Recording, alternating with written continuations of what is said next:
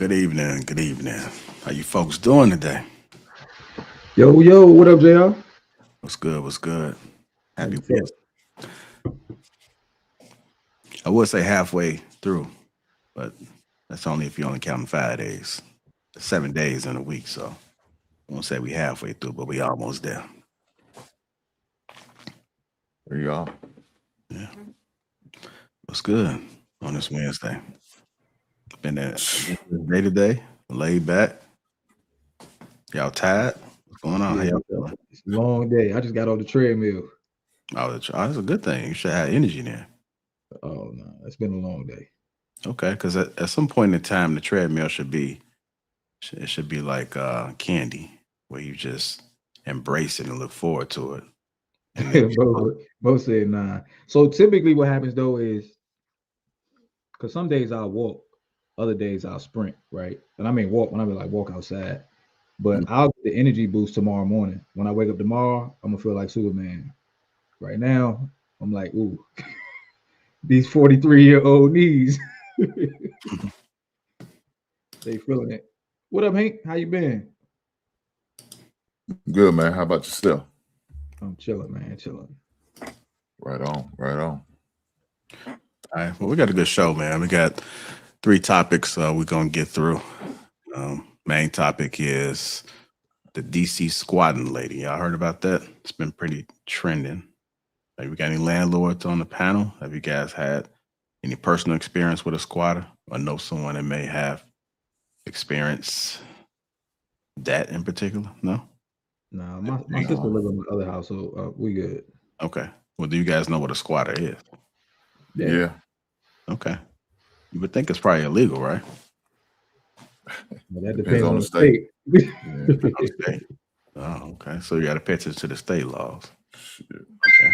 I'm going to write that down. Make sure y'all take notes, man, because you may learn something on these live streams. So it's depending on the state. Would you guys say that you, because of these different states, depending on what state you stay in, would that prevent you guys from investing in real estate? Or would you say that it just comes with it? I wouldn't let it stop me, right? I think when you because I live in Maryland, and Maryland is one of those tenants right states. So I'd still be willing to own real estate. I think it's just a matter of doing a really good job of vetting your tenants. Mm. I mean, that's the main thing. And look, if you wouldn't don't really want to deal with them, hire a management company for a few dollars, a few coins a month. That's what I would definitely do if I was them. Yeah, yeah. I think it comes. I don't know the data. I know y'all real big on data, but I'm pretty sure if I had to take an educated guess, I would say that the pros, the cons doesn't outweigh the pros when it comes to squatters in particular. I don't know too many people that experience it, but when it's put in the media, I'm pretty sure it's giving some people some ideas as far as maybe I should just squat. Maybe I should pay attention to the laws and I can just go stay in somebody's Airbnb and not have to worry about any consequences for a while. Yeah. What's going on, Trev? What's going on? What's going on? Nothing much, man. I'm gonna get you a phone hold over there, man. You be holding that phone whole entire time. You walk around like a baddie, huh? Man, I'm up there doing construction in my office right now. That's where I usually would be, but Okay. trying to make it work. All right, man. Talk your shit, man. I see you. Put that flexing on us. Yeah. Okay. Nothing wrong with that. Well, if you haven't already, hit the like button. Also, make sure you subscribe to the channel. And if you like catch this on a replay, hit the like button. And also make sure you subscribe as well. Trev, if I mute you, it's not to silence you, but it's only because you get feedback when everybody else talk. I don't know why. I know I tried everything, but just mute in between. We're going to go ahead and get the show started, man. Let's get into this DC later. This lady. Trev, I asked everybody on the panel, are you familiar with a squatter, right? You know what a squatter is? Yeah, Okay. Have you heard about the story with the lady in DC? I have it. Okay, well, came to the right place, man. I'm gonna go ahead and run a little bit of this clip, and we'll go ahead and get into it. Liabilities are on me, and I can't get into my property. There's a leak in the property. The water bill is escalating. I can't get in there to see what's going on. Just gonna stop it there for a second, man. What do you guys thinking? That cartwheel was something else, wasn't it? She know better than that. Look like she living it up, living a good life. Yeah, I can't imagine an Airbnb, and you thinking everything is a go, and this person refused to leave. There got to be something else. It pissed me off when I first heard this story. But go ahead, Chels. I didn't mean to cut you off. Nah, you good. I mean, she taking advantage of the system, and the bigger picture too.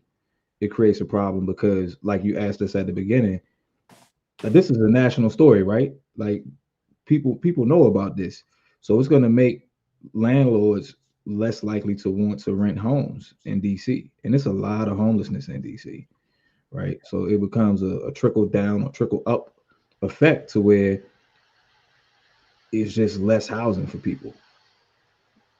I know landlords and tenants have this love-hate relationship, but stuff like this is just going to make the landlords be like, oh, no, I'm good. I'll go rent my house or somewhere else. Actually, this has been happening for a while. I think that it's about to ramp up because of the Airbnb thing, but and the publicity of the fact that, you know, squatters have tenants' rights or whatever. But yeah, it's been happening for a long time. Like, white people have been doing this for years. Long time. This is the first case of somebody that look like us going through it. But yeah, this been happening, and I don't understand why why this has not been made criminal. Why it's all civil, because that's essentially theft and of a large amount. Like, you just basically stole somebody's home, and I don't understand how it's not criminal. Hey, did y'all see I don't know if it's true, Jay. I know you get clips and stuff. Did you see the clip about the lady who had she had a home, and what she did was she got it registered as a hotel, right? And so people would like rent out the rooms, like Airbnb it, and when it was time for her to kick them out, the police were able to kick the people out, because just like in a hotel, once it's up, it's up. There ain't you don't have tenants' rights in a hotel. Now, I don't know if it was one of those AI things, but it looked real. But this story makes me think about that. Like, it'd have been good to be like, oh, no, this is a hotel. You gotta go. No, I didn't hear nothing about that one. But that's crazy. A hotel. Yep.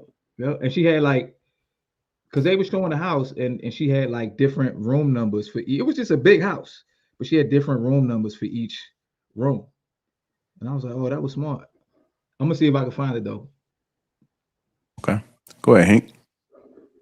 Well, I know I don't know why she waited so late to turn the utilities off. That should have been the first thing she should have did. You know, turn the utilities off and then call the people, because it's inhabitable. If there's no water in the home, you can't stay in a home with no water. You're immediately put out. You're either need to get evicted. You got to go, because it's inhabitable. She should have did it a long time ago. I would have went through the first court system and say, hey, I need to put her out. They wasn't doing it. It says a civil issue. Cool. Turn their goddamn utilities off. She talking about there's a leak in the house, and ma'am, you still got them utilities on. You should have got those turned off to figure out where the leak was. Even if you can't get access to the house, turn it off so your bill won't continue to run up. That didn't make no sense to me. But she did. Maybe she just didn't know. But common sense would have told me I'm turning the utilities off. That's the only thing about Airbnb, because there's going to be times where it's going to be vacant. And it's going to give the opportunity for people to get in there. So if you had a tenant in there, of course, you're not going to have to worry about a squatter. You know, understand what I'm saying? You wouldn't have to. It wouldn't be much of an issue. But since it is an Airbnb, she could go a whole month without a tenant in there. And so then it opens it up for anybody or everybody to come in and do what they do. Yeah, right. So I just looked up the law. It says in Washington, D.C., squatters' rights usually refer to either criminal trespass, unlawful entry, police matter, or number 2, civil eviction, possession, court matter. The right path depends on whether the person has any plausible claim of lawful authority to be there. So I'm going to read some more, but as I'm reading this, I'm thinking that she was granted access in. And because she was granted access in, then she wasn't allowed, she didn't feel a need to leave at that point. So if they have no right to be there, trespass, unlawful entry, DC has a criminal law called unlawful entry on property, basically trespass. If someone is on or in the property without lawful authority and refuses to leave when demanded by the lawful occupant / person in charge, that can be a misdemeanor. In these situations, owners, occupants often start by calling MPD and showing proof they control the property. But if the person claims tenant rights, lease, keys given by someone, mail, etc., police may treat it as civil. If they might be a tenant or claim to be tenant-like rights, if the person has any credible claim that they were allowed in, even formally, it often becomes a civil possession issue, meaning you generally need a court process rather than self-help. DC's tenant and agency explicit that evictions require the judicial process and notices / requirements apply. Also, for many eviction grounds other than non-payment, DC requires filing with the Rental Accommodation Division, RAD, and DC has registration / licensing rules tied to serving notices. So can a squad eventually become the owner in DC? Yes, but it's rare and slow. DC limitations periods for actions to recover land is 15 years, which is the backbone of adverse possession thing. Go ahead, Bo. I think you're about to say something before. Yeah, I was just about to agree because of the Airbnb agreement, she was granted access. So, I still think that that's crazy. I still think that there's some type of limitation. There should be some type of criminal offense, like when you overstay at a hotel. Like I think that should be the same exact thing. I think they should have the same exact laws as a hotel. Same exact rules should apply because essentially that's what Airbnb is. It's like a replacement for a hotel. So I think they should have that same ability, and I think that they are not being fair to the investors and the people who have these Airbnbs by not allowing them to operate the same way. I think some of these Airbnb. I'm about you. We still going? Go ahead. No, what I was thinking, maybe some of these Airbnbs need to put a card on file for their tenants in. Force them to have a card on file, and not only that, and maybe a bigger deposit. I mean, if I was somebody who had a house on Airbnb, that would definitely be a thought for me to come. Hey, yeah, I need to have your credit card on file, and I'm gonna continue to run this card or charge this card and do what I got to do until you leave this premises. But the funny thing about it is the company that I guess made her a key and changed the locks, they got a civil lawsuit coming. If there was me, they would have a civil lawsuit coming. There's no way this woman had to show you no proof, this proof of residence or nothing like that. And she was able to get somebody to come over, change the locks on this home without no type of proof or anything. Yeah, I'm filing a civil lawsuit against that company. It says Airbnbs don't follow the same laws as hotels because they usually treat it as private homes being rented out, not commercial lodging businesses. Hotels are built and regulated as public accommodations, stricter safety rules, inspections, ADA obligations, operation standards. Many Airbnbs fall under housing / landlord style rules or local short-term rental rules instead. Airbnb company is also usually seen as a platform, so laws often target the host property more than the platform. Go ahead, Trevor. I know you're about to get in there. Yeah, no, to Hink's point, I've stayed at a couple of different Airbnbs and actually getting ready to stay at one this upcoming Monday. And some of the ones I've stayed at, they did have me put a card on file. And I think that's more so just for like any type of damages or something like that that might occur while you stay in there, they have the ability to charge that card. But I don't know what the rules are and the legalities are out there in DC. Let me play a little bit more of this video, so we can go ahead and continue to react to it.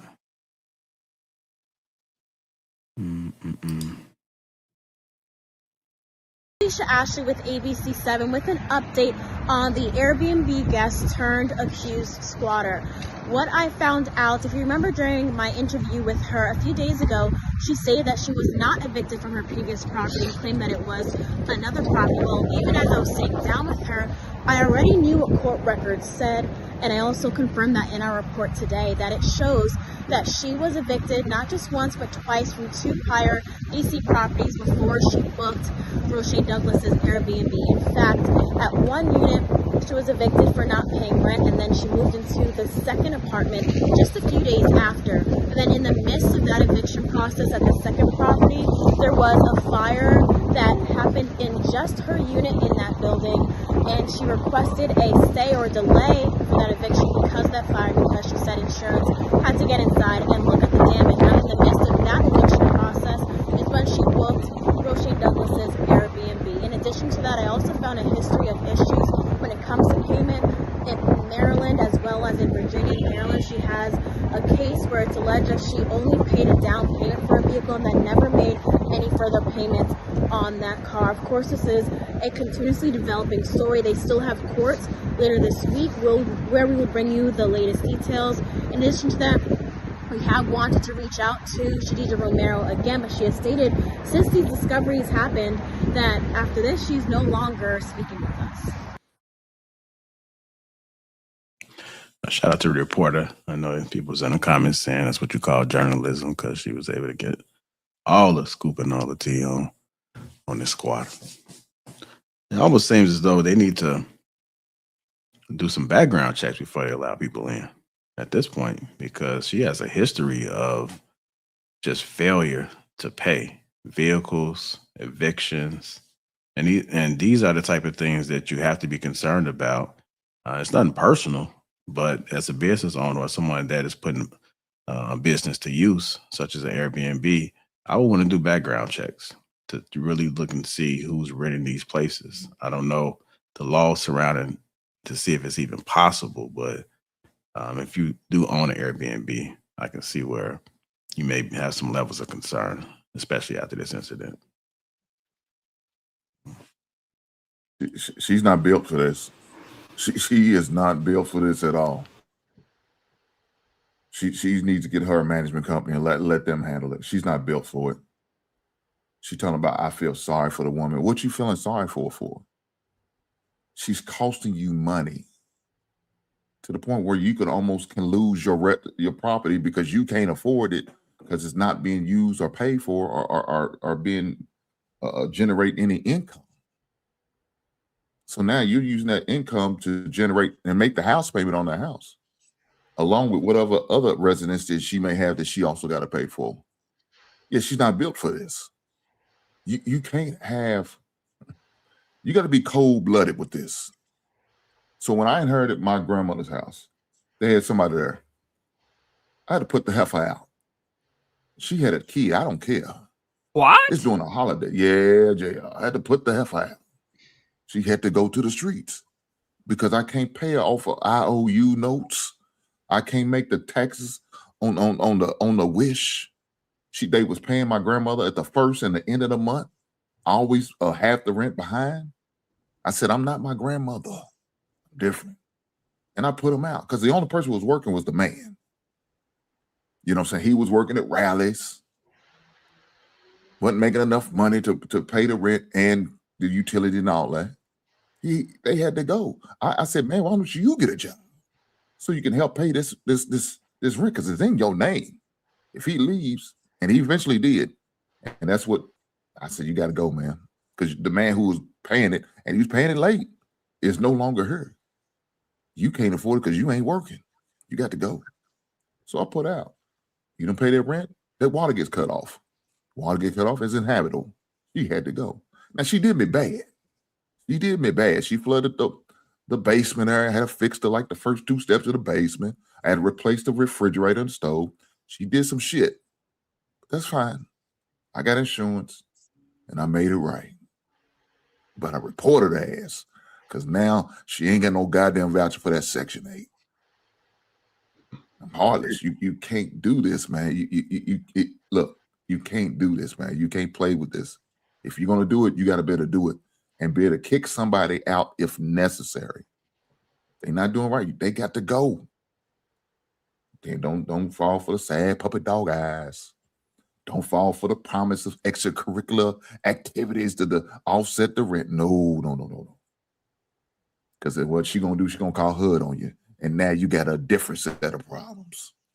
And you don't want that you don't want that over your head as a landlord. That's a nasty look. So yeah, it's not for the weak at heart. I'm just saying. So this is where I become an emotional female.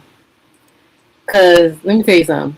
I be contemplating how bad jail really is. I'm like, is it really that bad? Like, they do feed you. So like I feel like I would just beat her ass and then you know. But I agree with Hank. I'm somewhere between her and Hank. Like, I would move like Hank, but I would still feel bad because, like, you know, people be poor and people be having stuff going on, and then she got a child. So I think about it and I'm like, oh, that sucks. And then I would just move like Hank because it's still about money. Like, it's still about business. But I think that's what I would do in the end. But I think for a minute, because see, I was, while watching the video and hearing that the lady was finna sue her, the squatter was gonna sue. I feel like not enough people get slapped nowadays. Like, not enough people get like drugged down the street real good. Because I think if her mama had beat her ass, she probably wouldn't be doing this. So I got to do what your mama didn't do. But I digress.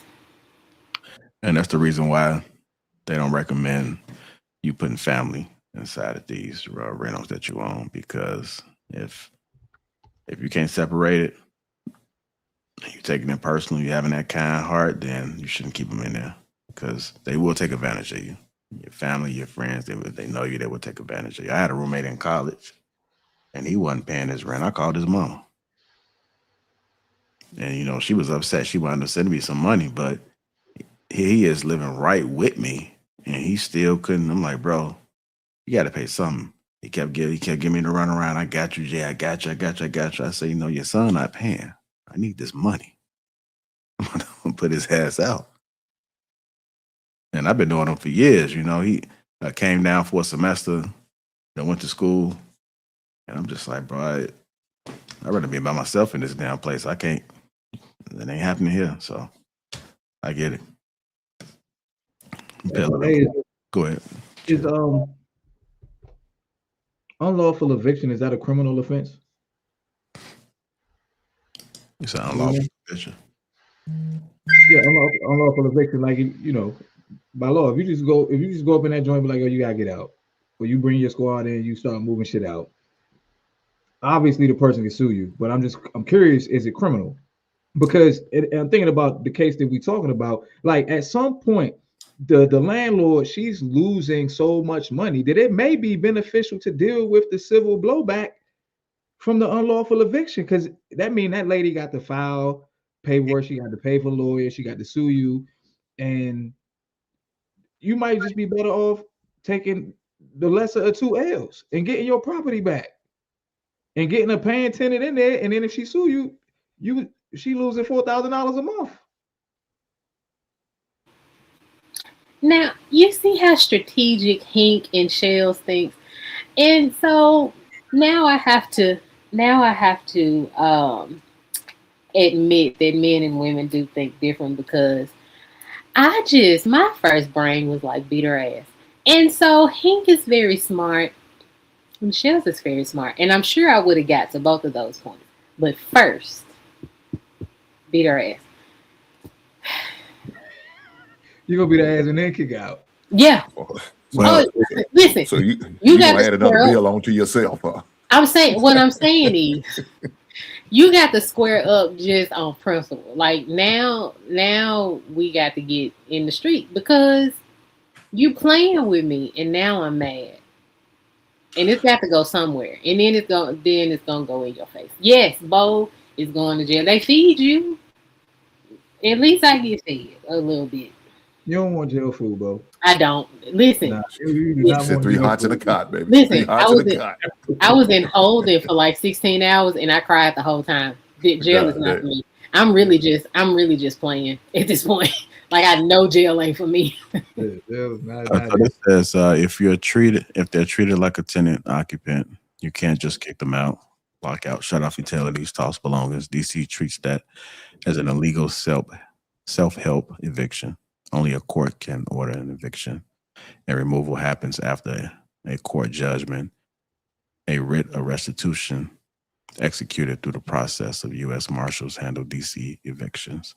If they're truly a trespasser, no rights to be there, then it's often a criminal trespass style situation under DC laws, unlawful entry laws. Someone who's there without lawful authority and refuses to leave when demanded can be charged with a misdemeanor. The key difference is a tenant-like claim, lease permission, established occupancy, etc. Court eviction is required. No permission, straight break-in, refusal to leave, police unlawful entry path may apply. So I think that might have been a thought, but she probably didn't want to get involved legally and have something fall against her. Let me play the rest of this clip right here. The judge was able to see through it, and I was able to prove that this was not true. The judge said you can evict her right now. What are your plans? What are you about to do? Evict her. She has to go. I need her out of the property so that I can try to regain the property and get back to my life. I was writing a book, working on a memoir, trying to do women's help organizations and things, and this has totally disrupted my life. So I would like to get back to the things that I could do to help the community, and I think God placed this on me too so that I could help in this area too. So I just want to get back to life. Are you going to go next? I'm moving out of the property. I don't need to tell them where I'm moving. I asked that in the sense of if you did have somewhere to go with all this on. You mentioned she was harassing you. And this just started, so it's not like the harassment has not been for months. So when you're saying harassment and you're saying why haven't I left prior, it seems as if this is an issue that has been going on for months, which it has not. This has only been like a 2 week. This has been like now it's been a month process. So it hasn't been some process that has been going on for months. It has not gone on for months. It has not. It's only been going on now for a month, literally a month. So you're saying just November or just December? The end of October is when the stuff started. The harassment started in November. Okay. So the harassment didn't start until mid-November. So the harassment, the sign, the cutting the power off, that was November. Well, the power was cut off in October 1st, but then they turned the power back on, but then they turned it back off in November. All right. So she went through the process. The judge made the approval. Now she getting evicted. And you saw her, she getting interviews already. I mean, this went pretty viral. So everybody was having sympathy for her. But she finally seen it through lawfully. And now she's get what she wants. So now she got to get her ass out now. Back on the streets, Hank. Yeah, that's where she belongs. I mean, she had her whole band help carrying a baby. I don't know why. Where did she go move in with him? I mean, I don't know who that guy was. I don't know if that's the father of the child, a family member, brother, or something like that. But yeah, she should have been gone. Should have been gone. You never should have went through this whole situation. It's bad. Now you're embarrassed. Now you're looking. City girls are down now, Bo. I mean, what y'all gonna do? Said y'all. Who did what? Your girls did? No, the city girls are down bad right now, Bo. Oh, I'm not a city girl. I'm a grown ass woman. Okay. I'm a grown ass woman. Okay. I'm gonna let them take their L. Period. I know that's right. Well, the city girls are down. They looking bad out here in these streets. They squatting and they getting put out, evicted, and getting court cases against him, and yeah, that's not a good look, man. So look, I hope this lady's able to recoup some of her money, maybe in a civil lawsuit, maybe them 2 months that the woman stayed there, that she's able to get some of her money back, recoup some of her money. I couldn't imagine the damage she's gonna be walking into. I couldn't imagine. I'm sure on the way out, that girl's gonna tear some things up. You know what I'm saying? Some things gonna get busted up, I'm sure. So better get ready. Hopefully she has some insurance, you know, to cover that and make some of the relieve some of the pressures that she's gonna be dealing with. So after that case, I'm wondering if she could have met at the house at that point to make sure that didn't happen. Or if you evict somebody, is it a process where you can't be present? Like you can't just kick them out, you got to give them a notice? Well, I'm sure she's probably got some type of restraining order on her right now. And so hopefully she gets the sheriff's there, you know what I'm saying, to let the woman get her stuff and then get out. Hopefully she took that step. I would if I was her, you know what I'm saying, have a sheriff to go there and make sure she doesn't do any, you know, property damage that's, you know, but look, she probably already did some damage because she knew it was only a matter of time that she's gonna have to get out. So I might as well go out and flip a table or two over, you know. What's crazy in DC, it's like as a vehicle owner, you have more rights than as a property owner. In DC, they have a charge called UUV, unauthorized use of a vehicle. So if Bo say, okay, Charles, you can use my car for the next 2 days, and I'm driving it on that 3rd day, all Bo gotta do is call MPDC and be like, I let Charles borrow my car for 2 days. He's not supposed to be driving it right now. They pull me over, I'm going to jail for unauthorized use of a vehicle. So you have more power over your car than you do over your house. I just looked it up. What happens after the judge rules for the landlord? The judgment for possession is entered. Landlord wins the right to take the unit back.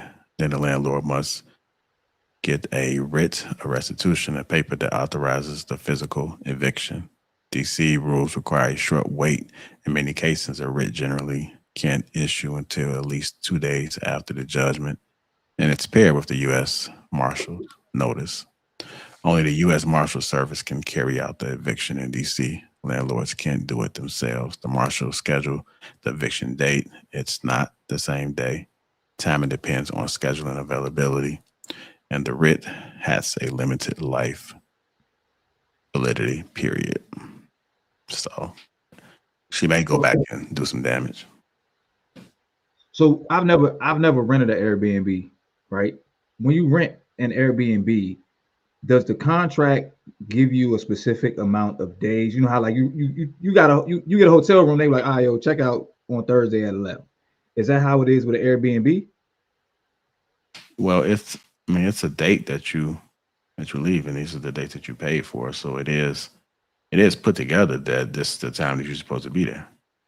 Okay. So because I think when you looked it up, I don't know if you remember, I think you were saying like if the person is dead for more than a certain amount of time, what was it, 15 days or 30 days or something like that, that's how the squatter ends up being able to stay. So is it that the landlord, did she just miss the window? The window of opportunity to get her out of there? You understand what I'm saying? I don't think there was an opportunity to get her out of there because she had permission to be in there. So she wasn't in there unlawfully.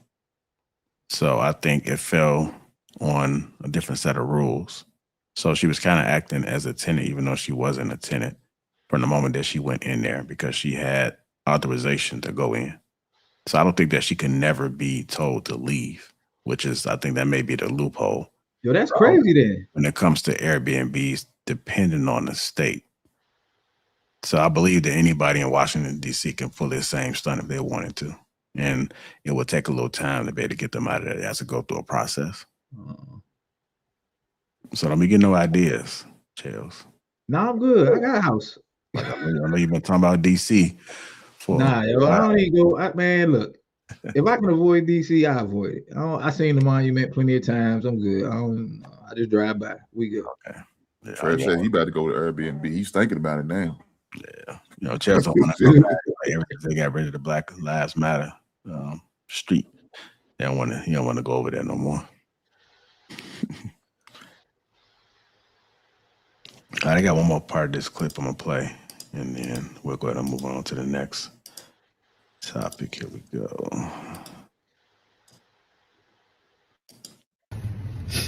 I have had people reaching out to the stores that my products in. I've had people reaching out to the schools that I have mentored girls in. I've had people reaching out to organizations that I've done free events for. Mind you, about 98 to 99% of the work that I have done has been from me. Even when I've needed help, I've helped because I've always thought it's somebody out here worse than me. Today in court, it was proven, or it was admitted, that the false narrative that I have been staying at a place since February and that someone has been trying to get me out since March, it was untrue. It was not true. The narrative that I had been staying at a place since February and had not made a payment since March, that was also untrue. It was admitted on record that payments had been received up until the end of. Could you imagine dating somebody like this? I know some people hate the word delusional, but this has to be delusional. Like, how do you sit in the car to record something like this and act as though it wasn't a problem from the start? Like, this person is focused on that it wasn't February. It was June when she tried to get me out. Like, what difference does it make? You shouldn't have been there for that long in the first place. But this happens in real time, and like communication and relationships, these type of things happen where people want to focus on certain points because it gets uncomfortable when you got to look at the actual truth. But you guys can stop. Just tell me to stop if you want to say something. I'm going to play. So just be like, stop it right there, and I'll stop it. September. Now there is a payment in question. Somehow that payment wasn't received. I don't know, but there's there's only one payment in question. So the narrative that I have been staying at a place since March and not making any payments, it was untrue. Documentation was provided that showed that I did not initiate the switching from Airbnb to direct payments to I think those tears are just anger. You know, when you feel defeated, you don't even know what to do. There's nothing you can really do. So it's just, that's where the energy is coming from. I find it hard to believe that. Well, I don't know. Sometimes crazy folks be really thinking somebody attacked them and did them wrong. So this is next level right here. Again, imagine dating somebody like this. The owner and some scheme to circumvent a process that wasn't the case. Those direct payments were sent. Those direct links were sent willingly. Not only willingly, but they were initiated by the other party.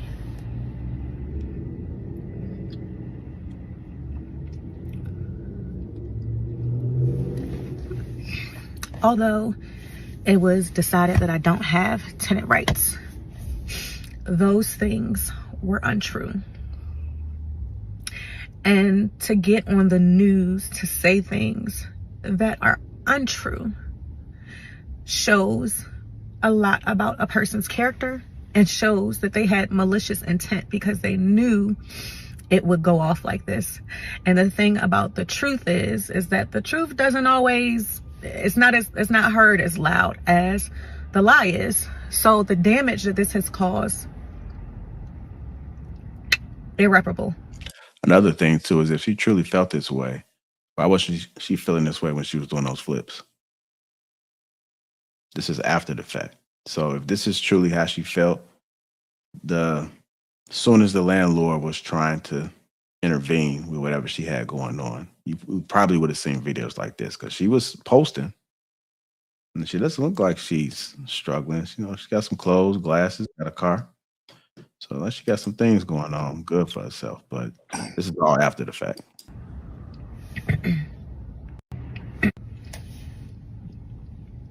I'm going to take some time away because, as I said, this has been the hardest. Everything that I do with my business, I do it with love.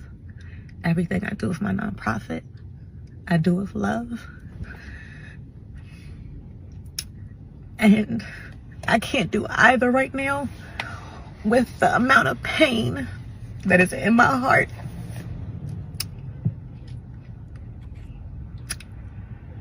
To those who waited to make their judgment, to get the facts that the shit just wasn't true, thank you. To the people who made a decision and left comments, the people who know me or who have known me, fuck y'all. And y'all wouldn't say it to my face.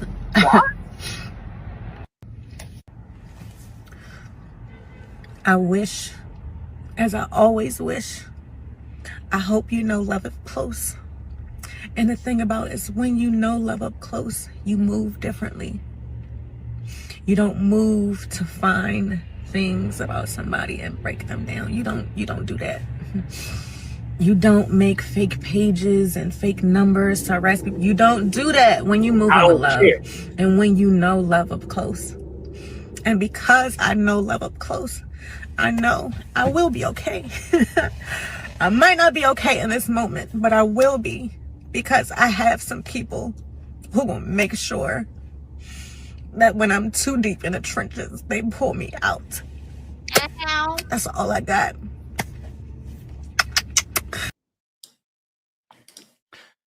So I know we talked about the spirit of lust yesterday. This has to be the spirit of defeat.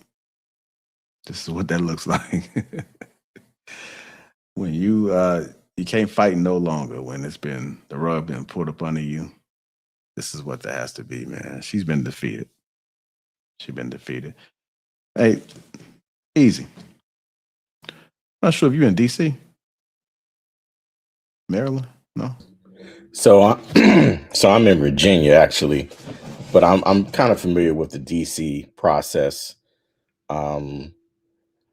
Just in being in the business, I've been in the courtroom so many times to deal with evictions and seeing other people's eviction process.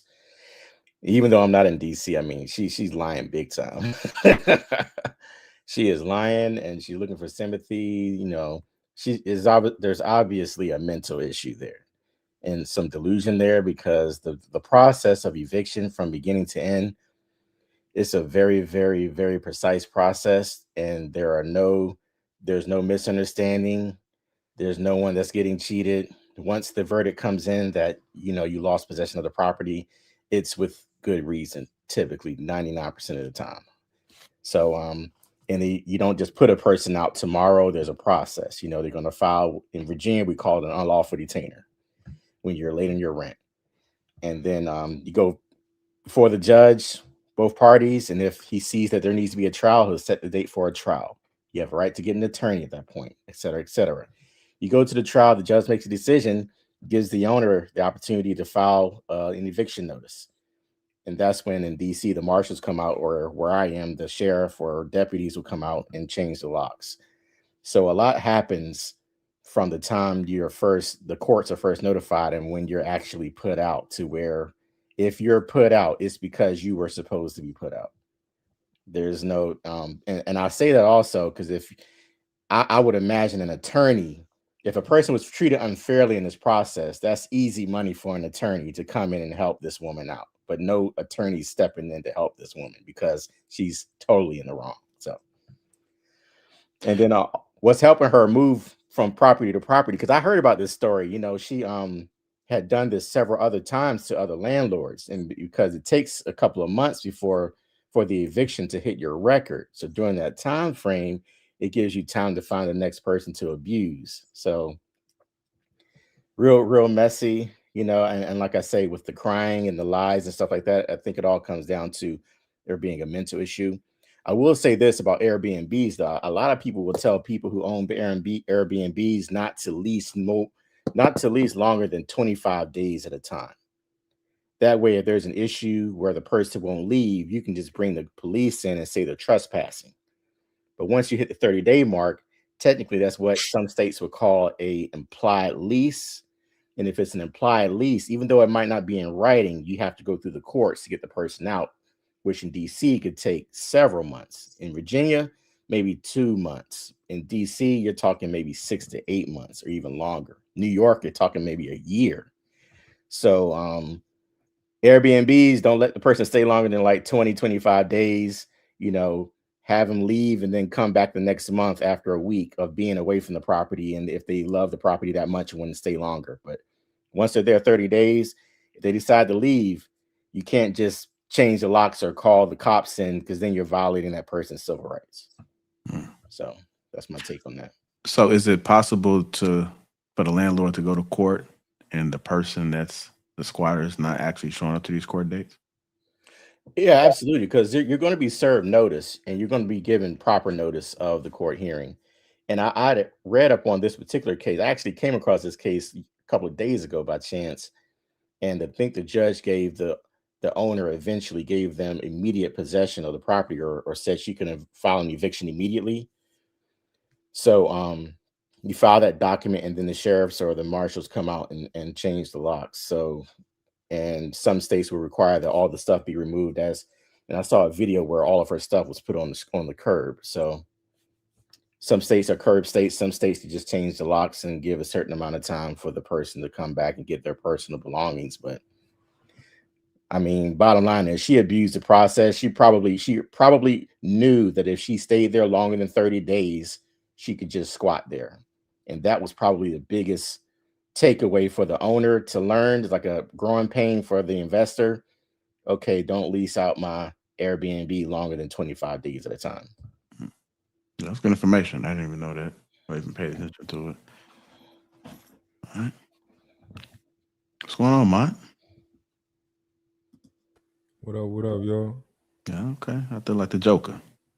The Black Joker. What's up, buddy? What's going on? Yeah, that's a bad situation. I know, like I said, they got 30 days to respond to any eviction. So they damn near getting 60 days before you could even do something. And then if they don't, respond, then you have to take it to court. So they get another 30 days. So now they get damn near 90 days before you even see a judge even deal with this. That's one of the bad things about the situation like this in my state. So I think our laws is way too nice to people. That's crazy. That is crazy that they be letting people stay in other people's property for so long and not pay.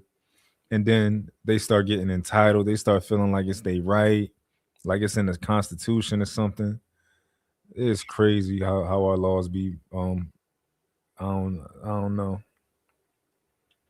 I mean, that's why it's important for people to know who to vote in, and actually, because I'm pretty sure this is all set up either for you or against you. And a lot of people don't even know until they find themselves in these situations. Then they want to see what the laws are. That's the only time people do research is when they find themselves in a bind. It's almost like prayer.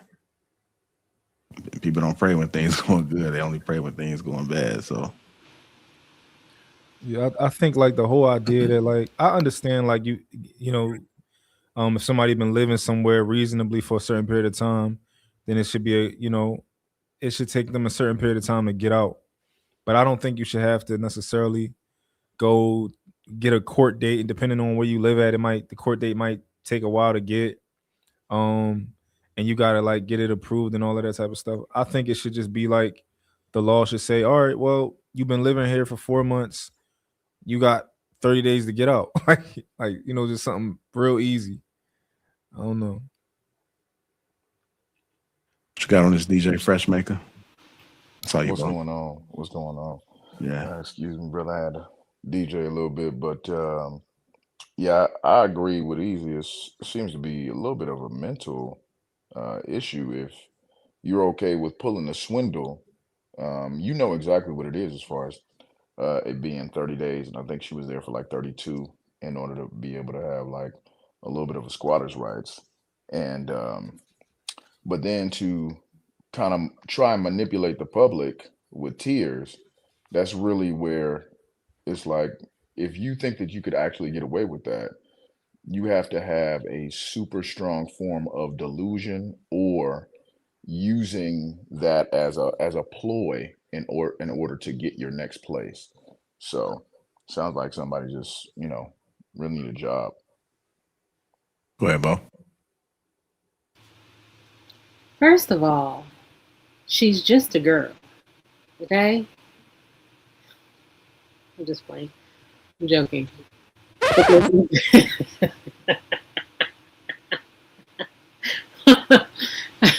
But wait.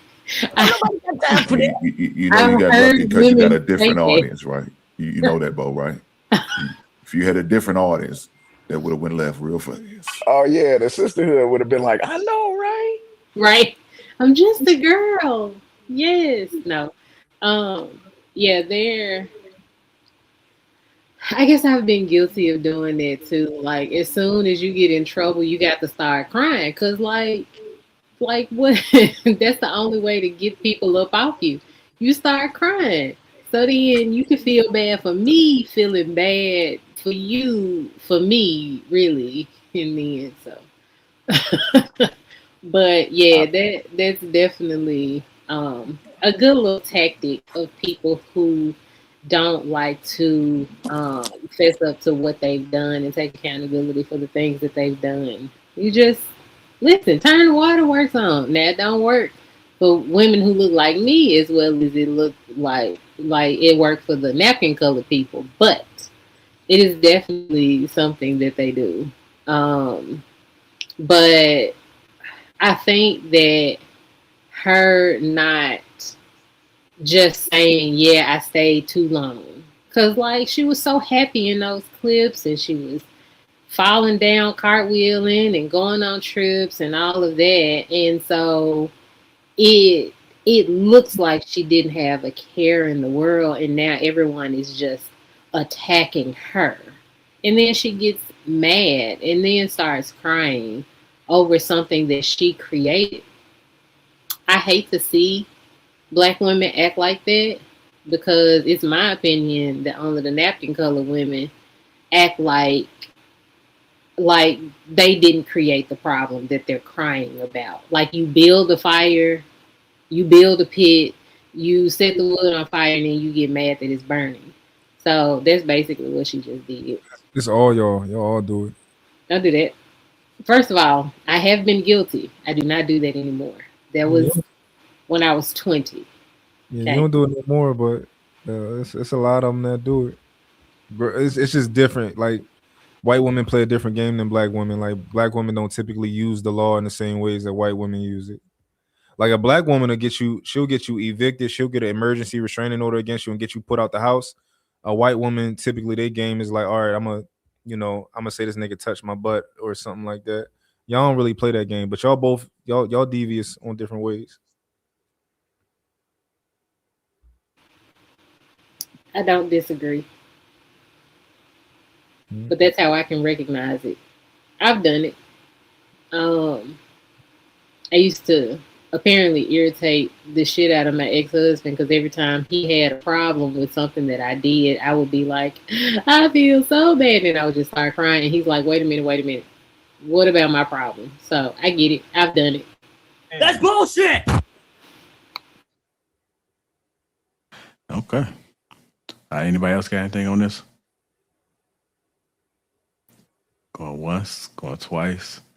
So yeah, you remember that time I was telling you about situations we talked about I think on one of these Wednesday shows, right? How if a man will come to you, talk about the issues that he's dealing with you, but somehow the conversation will get flipped and it make it look and flipped and put back on him like he did something wrong, but it was really you.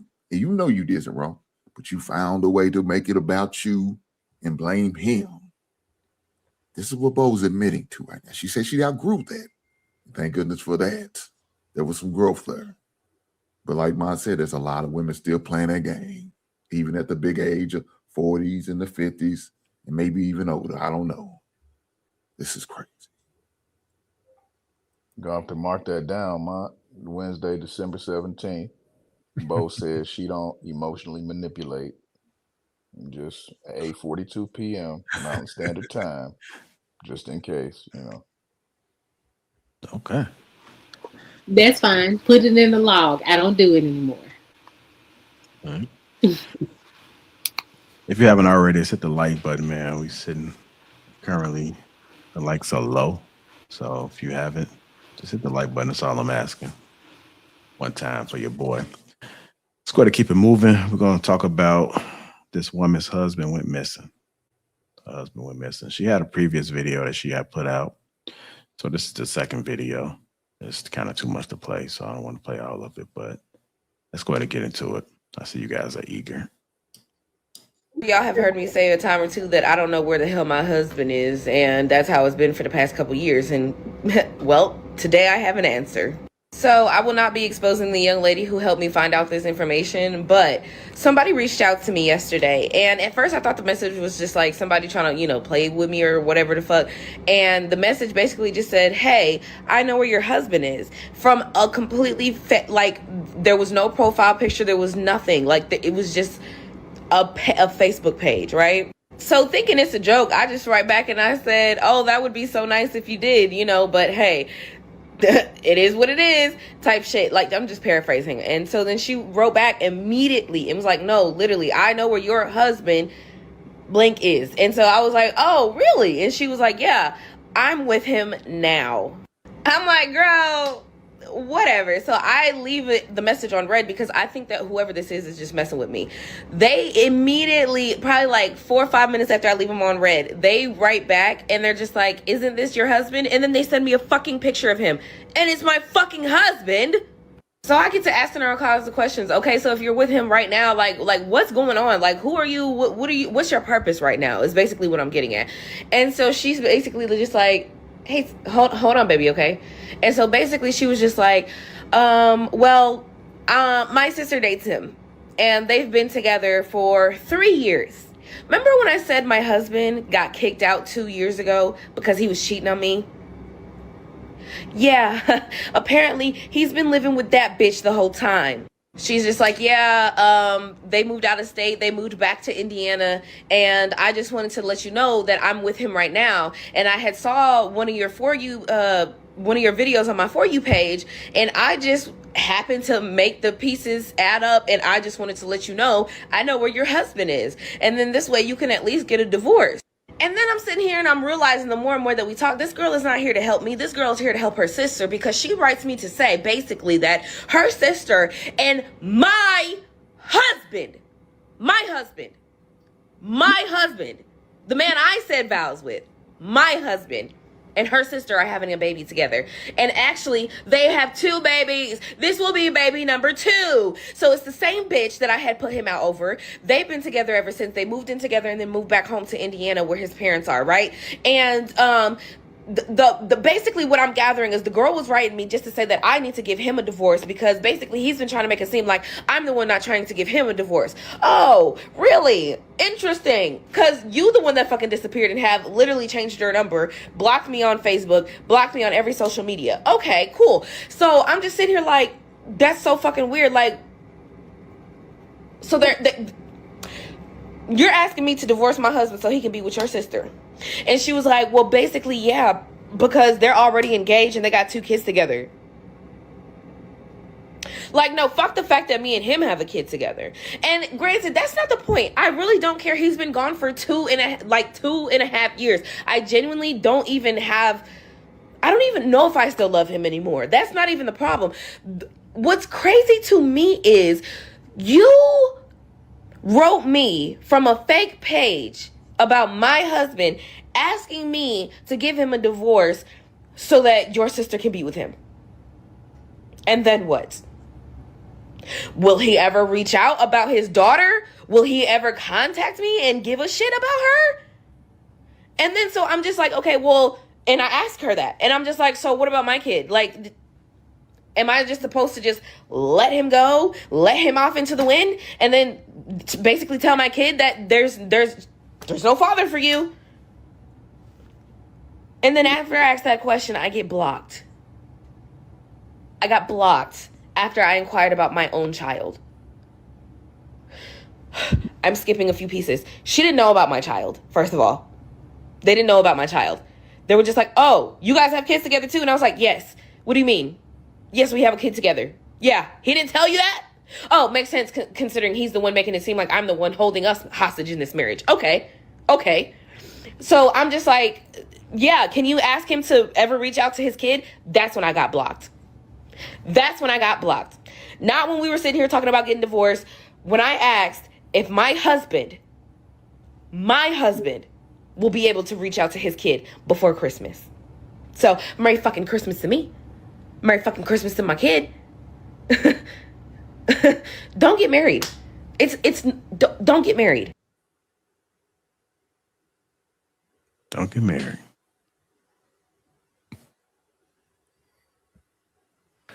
Taking chills. And is this shit real, dog?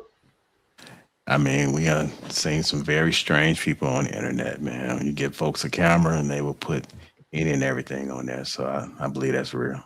Oh, okay. Well, we'll consider it real. I mean, once she said, I was trying to follow her, but once she said she kicked him out, I'm like, well, what you looking for him for? You kicked him out. What the man supposed to do? I know she said he cheated. Okay, he cheated. She kicked him out. What are you looking for him for? Do you want him back? She just sounds confused. I think she just want attention. That's what the shit look like to me. And she keep calling him her husband, like technically your husband, but that's your ex-husband. You gaslighting us to me. I'm thinking her husband is missing. Like, right? Y'all done broke up 2 years ago. You done kicked him out, and you talking about something. Now you mad that he with her? It don't matter where he at. Like, what you thought he was not gonna get no box for 2 years or something? 3 years since you think he was gonna be the last person he slept with? No, he's building a new family. So you know, people, and a lot of times, women have to. You gotta lay in the bed you made. You know, you made a decision. You gotta stand on it. It is what it is. If you wanted to work it out, you should have tried to work it out back then. You kicked him out, and then you want to take it back. So there was a lot of comments saying that he left us, so I don't even know why she just haven't came to terms with it. Go ahead, Bo. Oh, I was just gonna say that she might want to serve divorce papers, and also she got a child with him, so she would be looking for him because that's the father of her child. So yeah, he got kicked out, but isn't he still a father at the end of the day? So I would be looking for him for that as well. Now, what I will say is she kicked him out. He went to the other woman. I don't think that I would have as much energy that she does talking about my husband. He's my husband. I wouldn't do all of that because he's not your husband. He's essentially somebody else's fiance at this point. The only thing she should be complaining about is, well, where is he so I can send him these divorce papers and these child support orders, because if he's not going to be here taking care of the child, then you could at least pay for it. And then you can go about your merry way. Perfectly fine. But I think that she's wanting sympathy from them. Like, I don't know. It's weird. It's a weird thing. Like, I don't want him, but I also don't want nobody else to want him. So, like, you should feel bad because, like, I want him and then I don't want him. But I just, like, I don't want you to want him. And then I want him to go somewhere and not be wanted by anybody, basically. She don't want him to be happy. Bo on fire. Hold up. Yeah, she absolutely don't want him to be happy. The idea of him, at first it was like, I can't find my husband, y'all. Like, my husband missing. But once it's realized that he's with another woman, the whole situation is flipped. And there was more talk about it being my husband than, I mean, later on she got to it as far as her child, but I think for sure the kicking him out, she probably didn't want to do that so swiftly. She probably wanted to at least be the one to have him or be the one to break it completely. But because he broke it completely first, that created an issue for her. Because by him being with somebody else, that's like clearly, I don't want you, you can't get me back, which is probably what hurts even more.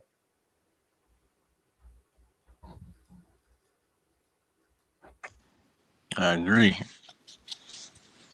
The only thing she should have been concerned with is that child that they got together. That's really it. And I think what probably caught her off guard is it probably hit her like a ton of bricks to know that he moved on with his life and he, got somebody else now.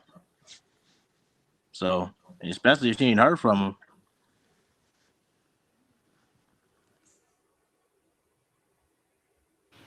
I mean, I think she's crazy from the start, man. It just seemed like he shouldn't have never been with. I'm curious to see who he is and who he's with now, to see if he made any better decisions, because that seems like a lot. And I don't think that was just something after the fact. I believe she might have always been a certain way. I don't personally know her, but based off the way she's acting right now, it just seemed like that's just a lot. I value my peace, and that doesn't seem peaceful at all. And he said, she told him, get on out. He was like, for real? I know just where to go. Yeah. He said, I'm going home. Oh, I can't stay here. I can't stay in this Airbnb no more. Oh, I'm going home, shorty. Yeah. Yeah, she was a side woman for sure with the first woman paperwork. Go ahead, Hank. Some nasty. Yeah, I don't, for sure. For sure. I mean, because like you said, the drink, the things she was selling is like he was probably kidnapped or out here in the wilderness, straying, walk around in the forest, looking for his way home because he hit his head on the rock from a boating accident with his buddy. That's what it made it sound like.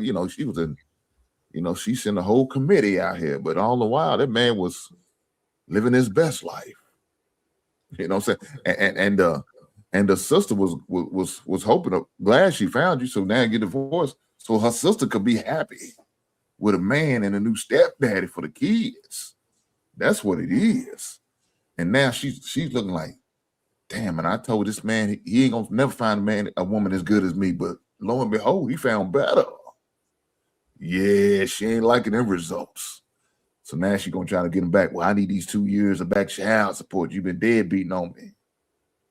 Baby girl, you was wrong. You was dead wrong what you did. You put that man out and you made him eligible. You fattened him up for them other snakes to eat. You don't do the frogs like you don't fat the frogs up for these other snakes. And that snake came and got it. Now she benefiting.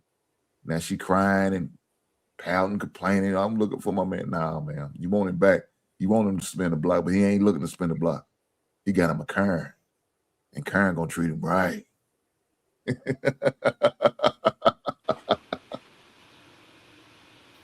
Now, I will say though, are you done, Hank? I'm sorry. Yeah, I'm done. Okay. What I will say is that it was messed up on his part because he married that lady and then he went and found him somebody else, which is fine, but like do it the right way. Like go on and divorce the lady and put stuff in place for your child, be there for your child, whatever. But, and don't tell nobody I said this. I'm gonna tell y'all a little secret. She put that man out, I'm sure, given the energy that she has. She put that man out because she wanted him to realize what he had at home. She wanted him to do the work and come back to her, this wonderful husband.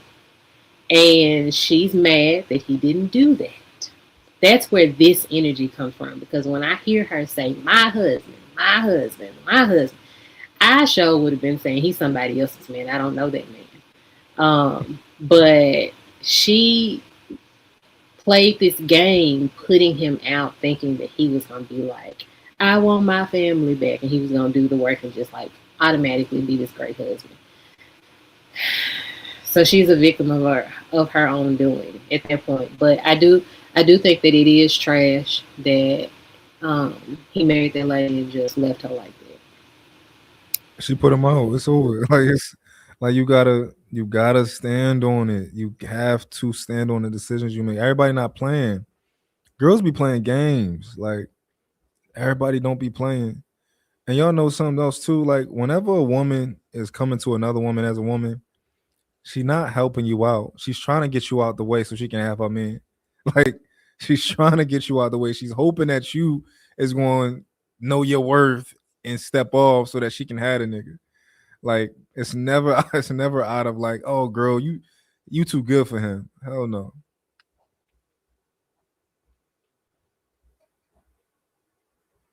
All right. Anybody else in this? A tough crowd tonight, huh? Y'all drunk? High? A little bit. A little bit. You know, I don't drink like that. Oh, I ain't doing that. I find a lot of times some people gamble. You got some with Estella relationships Rose? like Is that what you got, Bo? You got some Estella Rose? I don't drink Kool-Aid water. Oh, I'm a real wine drinker. I'm a Pinot Noir girl. I don't do. Yeah, Bo look like she a wine drinker. I mean, sometimes, but I don't drink like that. I might have a drink every other month, maybe. And we throwing back no shots. Definitely no shots. All right, let's go ahead and keep it moving then. Let's go ahead and get into this. Jason. Just Jason, what's his name? Derulo? Yeah, Derulo, there you go. Yeah, I made a comment that went viral. If you haven't already, make sure we hit the like button. The likes are still low. All I'm asking for is a like. I ain't asking for no donations. I just need the likes up. Possible share if you are liking the stream and enjoying it. Let's go ahead and get into it. Here we go. Lawsuit not too long ago by an artist that was like hired to your label that was dismissed twice. What did you learn going through that? Never work with women. Oh, come on. There's truth in every joke. But it's a sad truth. Like I will never be alone in a room with a woman that I work with, like ever again. Why? It's too risky. That case was dismissed twice in two different states. And there's hardly no mention of it online. When that case was brought up, it was on every single blog, every single front page. And I lost so many brand deals, relationships off of a story that was not even slightly believable. She said I sacrificed a goat in a sexual ritual. All people read was the headline, right? And that's all it takes to lose everything. That's a crazy concept. I lost millions of dollars off of an arbitrary story that some woman told. Like a crazy, crazy story that some woman told. So, with that being said, how can I be comfortable being in a room with a woman that I work with and not feel like she can just say whatever she wants? It's like, it's not worth it to me. It's pretty deep there. You had a traumatic experience, and that is the after effect of it. What are you guys' thoughts? So, what the lawsuit is, in October 2023, aspiring singer Amazi Gibson sued Derulo and entities tied to his label and partners alleging quid pro quo, sexually harassment, sex status, career opportunity, retaliation, and breach of contract, among other claims. What she alleged, high level, the complaint describes pressure to drink, alleged sex in exchange for success, behavior, and a goat skin and fish scales phrase presented in a feeling as a sexual ritual career success demand. These are allegations, not proven facts. Derillo's response, he has denied the accusations, publicly calling them false and hurtful. Why it got dismissed? Like procedural, a judge dismissed the California case on a venue/contract technicality. An agreements require disputes to be handled in New York under New York law, not a decision on the merits of the claims. Where it stands now is reported. Some outlets report the claims were refiled in New York after an earlier dismissal on the procedural grounds. So why did it cost them millions? In recent interview clips, Derillo says that accusations and coverage cost them millions via lost brand deals, opportunities, damaged relationships, even though he says the case were dismissed. So that's what we saw now. So somebody alleged something, they couldn't prove it, it got dismissed, but his name got tarnished because of it all.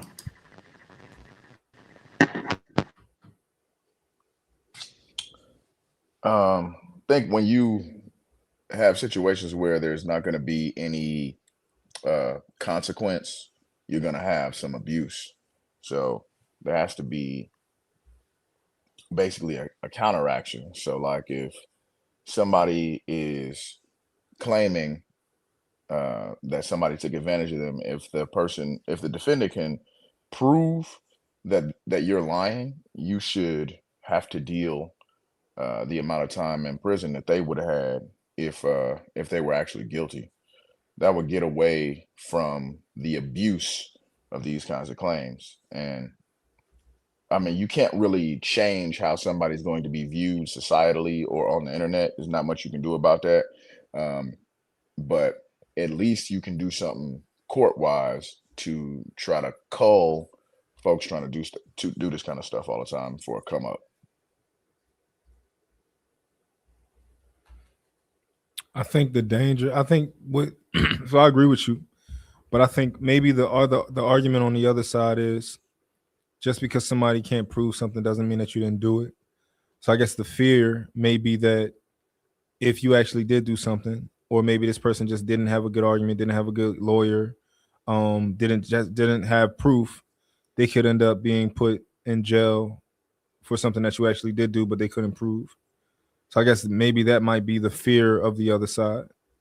Oh, so in my interpretation, the defendant has to prove that the other person is lying.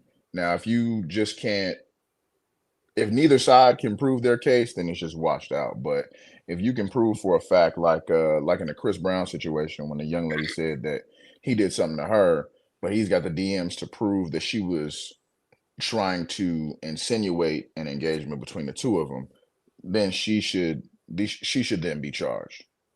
Got you. I guess it's a lot of times it's hard to prove that somebody lying, and I think it's wrong. It's like when you go to jail for something you didn't do and you get out and they want to give you $100,000 or some dumb shit, right?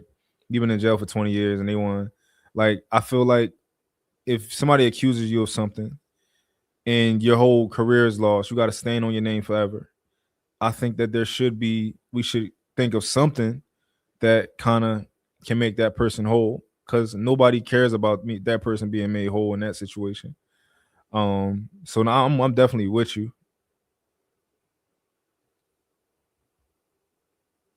So I look, Vice President Pence had issues with being alone with women in a room alone, and I don't blame him. When you got situations like this, that's dangerous. Of putting a person out there like that. Yeah, I didn't blame him. I kind of thought, man, it's kind of funny he's doing that. You know what I'm saying? But I see why. It's like Keanu Reeves won't touch anybody. He asks to take pictures. He will put his hand behind him, but won't touch him. I don't blame him. Look, you got to protect yourself in these situations. You have to. You have to be careful. How do you handle certain things? How do you have certain conversations or interactions with somebody with the opposite sex? Because anything can happen. They could put a case on you, and unfortunately, they're gonna believe this woman and what she's saying, and it's up to you to prove that, that she's lying, like y'all saying. I'll prove to you without that he didn't do it. But all the while, publicly, you're going through some bullshit.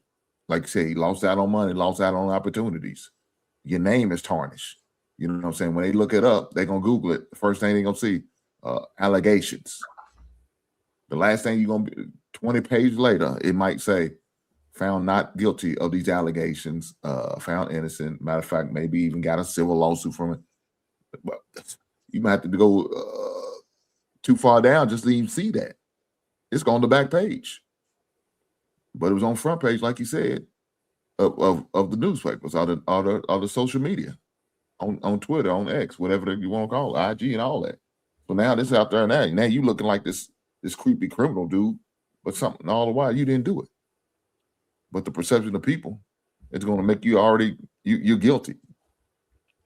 Just because she cried, she put on the performance, she said it. You know, one thing I think, because whenever I think of something, I always try to think of the opposite argument, because I want to challenge myself and make sure that I'm in the right, I'm in the right state of mind and I'm on the right side of the argument. So when I hear stuff like this, of I'm just not going to be around women. I totally understand it. Totally understand it. I think that they wishy-washy.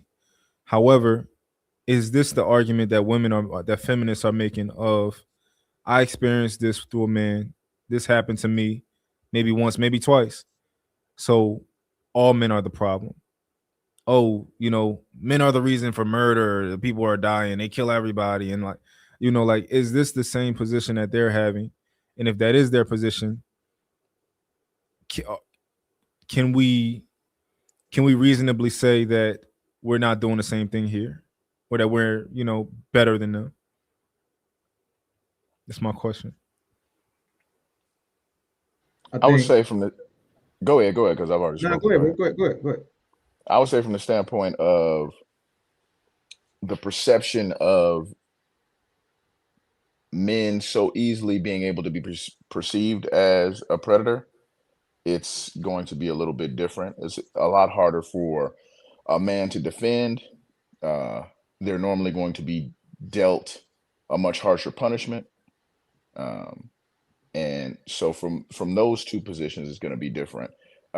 Men are asking for, or let's say Jason in this sense is asking for protection of his entire estate and his entire reputation, because that's normally the way that a lady can enact revenge on you, is either through your property or through your reputation. So in a lady's situation, they're talking more along the lines of physical harm. Trying not to sound, out of touch, but I would say that for the most part, most men are not the type to want to be predatorial and physically attack a woman. But ladies will manipulate a situation, whether it is to get something from a man that they are with, not with, working with, if it works out in their benefit, because normally it's not going to come back on them hard. If a man tries to do something to a woman, it's going to come back on him 100 times harder.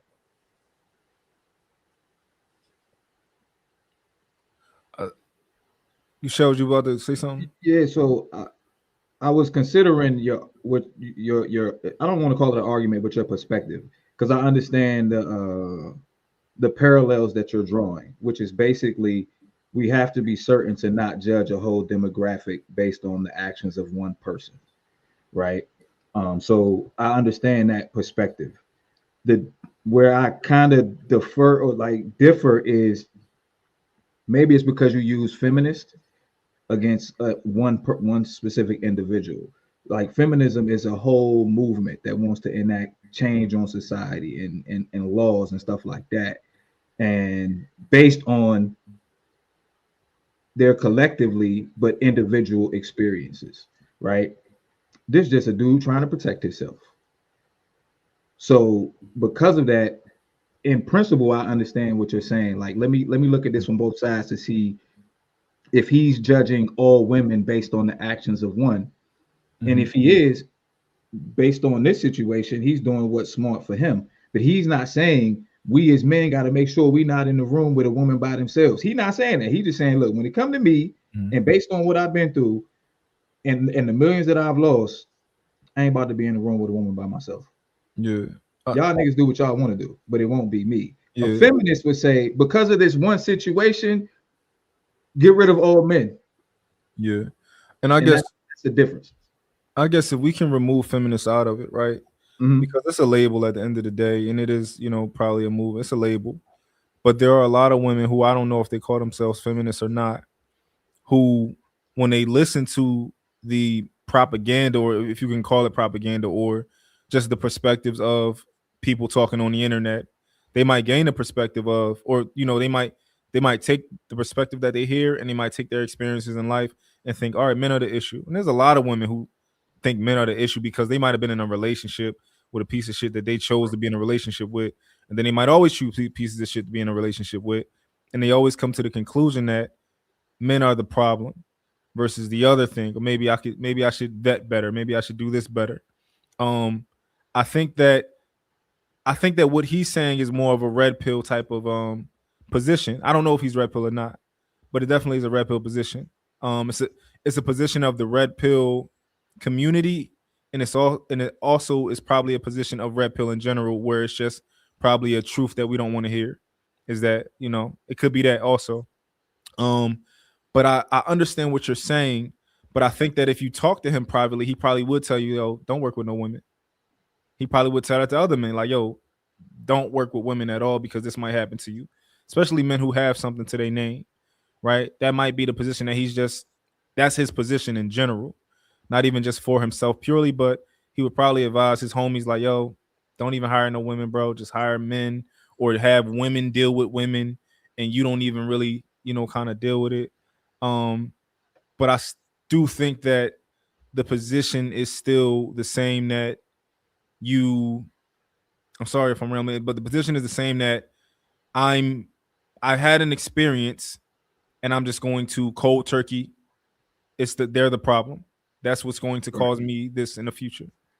Right. That's a natural human response. That's a fear response. Right. If you, when you was a young child, or even maybe a little older, a dog bit the hell out of your leg, right? Your natural response, it's fair for your natural response to dogs to be like, yo, I don't rock with dogs like that. Right. That's how it, like you said, you don't know if he's red pill. What I hear is self-preservation.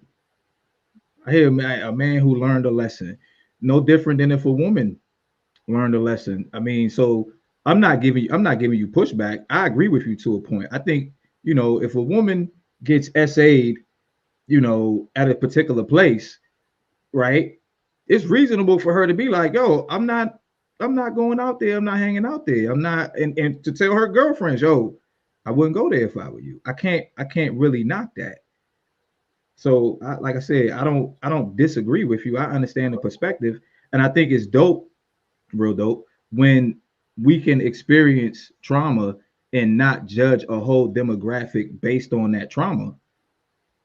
But the human experience of fear says, once you look like, sound like, walk like, talk like somebody who did something else to me, I got to be cautious around you. Yeah. I guess my question is that something that, because I think that an intelligent person, or a self-aware person, a person who, has perspective, would tell themselves that, okay, we can't be this way, right?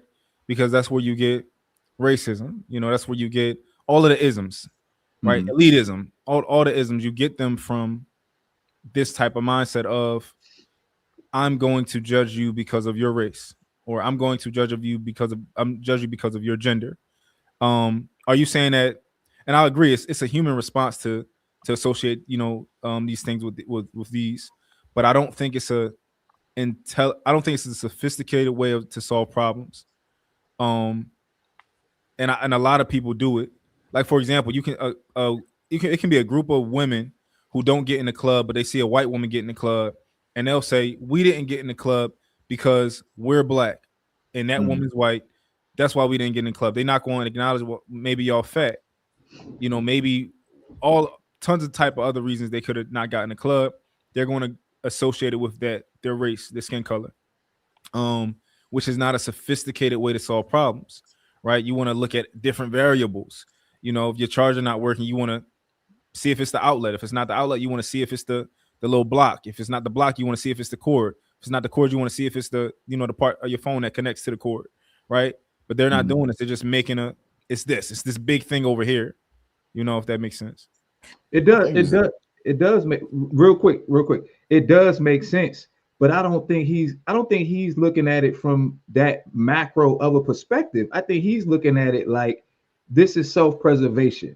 I've already lost millions, and so I'm not going to put myself in the situation again, because it's, what is it? What did George Bush say? Fool me once, shame on you. Fool me twice, shame on me. All he's worried about is self-preservation.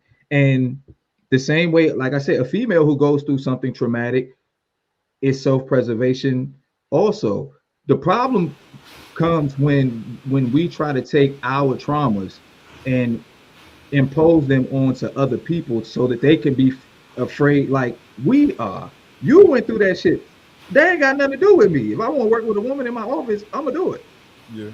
But if what happened to you is enough to make you move cautiously, I have to respect that. Yeah. I'm not saying that he's wrong either. I don't think that's a bad decision on what he's doing. I'm just saying, because a lot of people in this space criticize the women for their positions on just not dealing with men, or let's decenter men, or all the stuff that they be saying about not, dealing with men. Whereas I think you just made the argument of why it's reasonable for all of them to do that. But I'm sorry, Bo, go ahead. No, I was just about to correct Shells because he misrepresented what George Bush said. He was not that articulate. He said, shame on me. He said, fool me twice. I think you, and then he said Can't something. fool me again. Yeah, there you go. And so he did not say it the right way. But he's still smarter than a carrot stick in office, so I will give him that. So, personally, I think this is a double-edged sword at this point. On one hand, I don't trust man in Hollywood or man that's got a lot of influence and money. I think that all of them are questionable. I think you should question them before you should trust them, because they have the ability to leverage the fact that people know them, and so that they can gain trust. And I think that we have seen over and over and over and over again that that's just not true. Just because you know who they are does not mean that they are trustworthy. Now, on the other side of that, you have the other type of predator. You have the women that specifically prey on men with money and power and influence to get a payday, to get whatever, like women either go and have babies by them, or they accuse them of something, they civilly sue them or whatever. So I think that one or the other is true right now. I'm just never ever sure in these situations. So like, I never pass judgment. I don't want to say that he's a terrible person. I don't want to say that she's a terrible person, because both things could be, one of them is true, because both things exist. I have seen women prey on men with money. And we obviously have seen men preying on women because they have this very important name. So all I can do is call out facts. I can't even give an opinion on it at this point, like one way or the other. To both point, I agree with her 100%. I think that just in general, and I'm speaking specifically about, men, when you get to that stature and get that type of amount of money, like, and this goes to what we was talking about last night.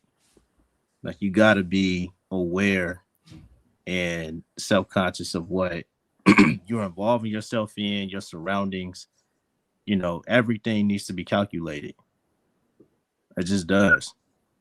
Like, you got a lot of stake at that point. And to her point, there are women out there that prey on guys like that all the time. Look at you as an easy target. If you put yourself in certain positions, and I'm not saying that you shouldn't, be in a room with a woman, doing business, but it's just to Mon's point too, like, how am I doing this? What's the setup like? What kind of environment are we in? Think about this kind of stuff. I think, and correct me if I'm wrong, I think he might even be a little bit more liberal than a completely hardline stance in saying, I'm just not going to be alone in a room with a woman. Not that I can't work with them at all, won't have them around at all. It's just that I won't be alone in the room with them. Like, somebody else is going to be there, which is just like, just a buffer. I mean, it's just like if a young lady says, I just met you, I want my homegirl to come.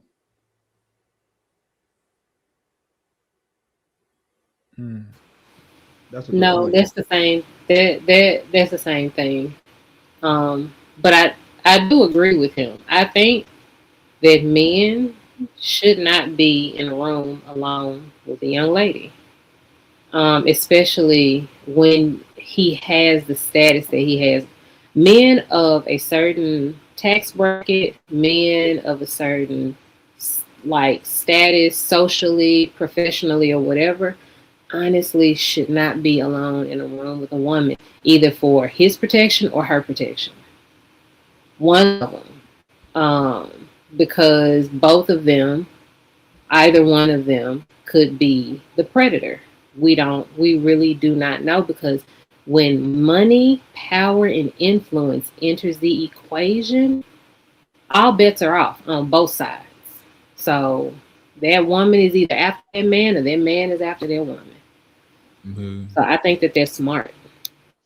And I agree with what DJ said to some degree earlier when he said that, like, a lot of men aren't predators. But I don't even say predators. I think a lot more guys are weird than we think. I think a lot more men, like, I've always gotten women. I've never had issues. I've never had to go about it in a weird way. Like, but it's a lot of guys who go and get their food in a weird way. Like, they see a girl, they're a girl boss, and it's like, why are you slightly flirting with your employee? Like, a lot of guys do stuff like that when it's like, if you get women, you can draw a hard line. I'm not dealing with my employees, right? You can draw a hard line on any woman, but it's a lot of guys who don't get women like that, who like it's guys who play the friend zone. I would never do that in a billion years. If you don't want me, it's over for right there. It's guys who will be in that friend zone for years and years and years. So like, there are men out here who will do things that I would never do to sniff some box.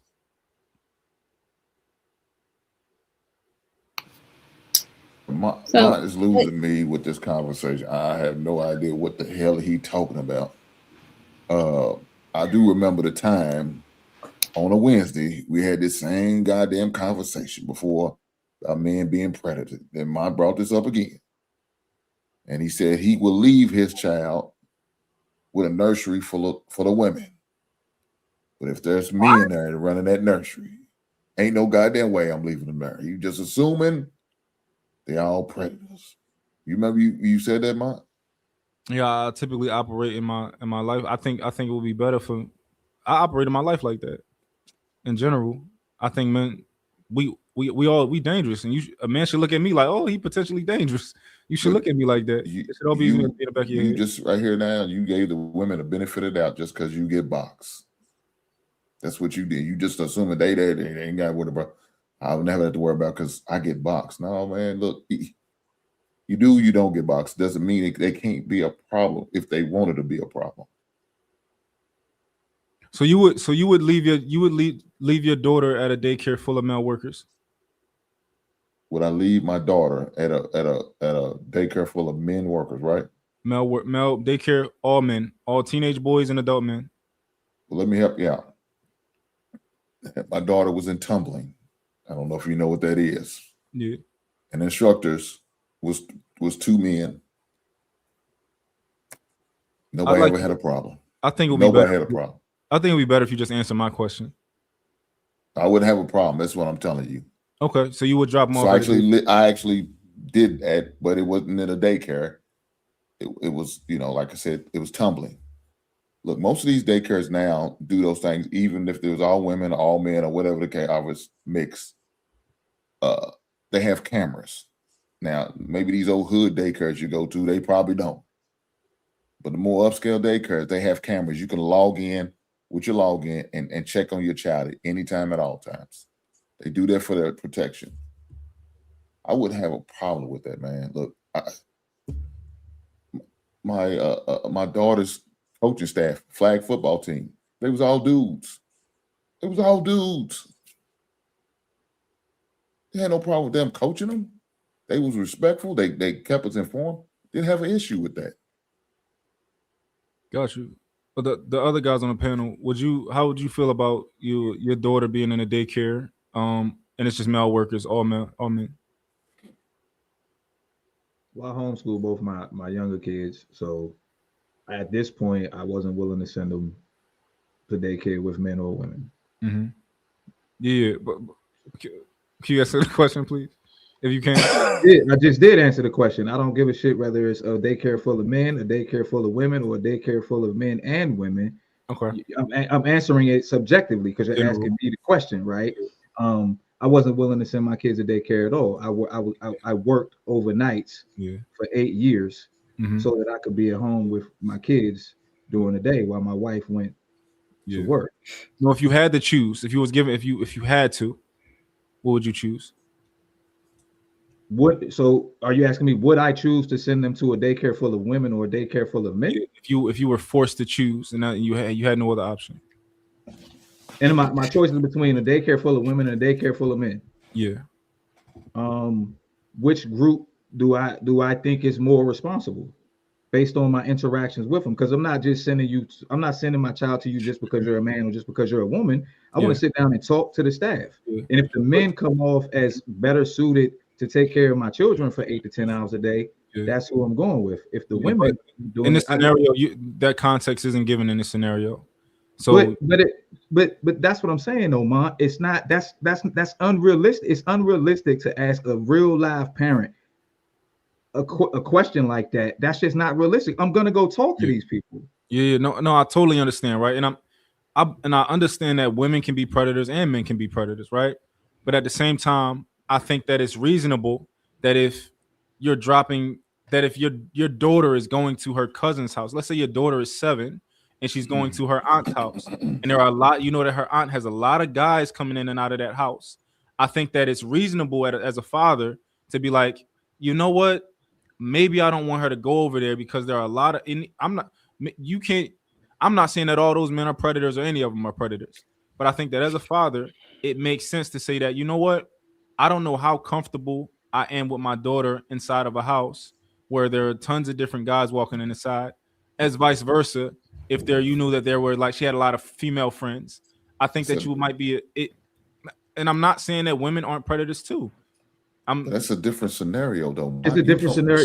So in the first scenario, is it possible that it gives us pause to see a bunch of men in daycare because that's something that we hardly ever see? It's uncommon, also. Yeah.